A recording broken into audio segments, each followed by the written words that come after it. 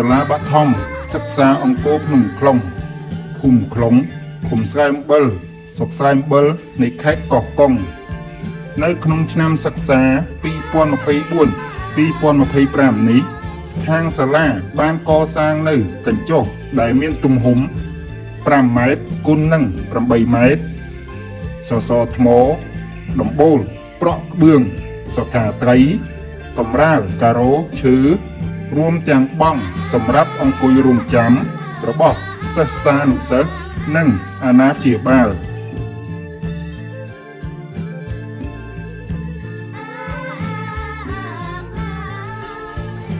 អាស្រ័យដូចបានប្រកេននិងជម្រាបជូនខាងលើនេះសូមព្រះថេរានុថេរៈគ្រប់ព្រះអង្គ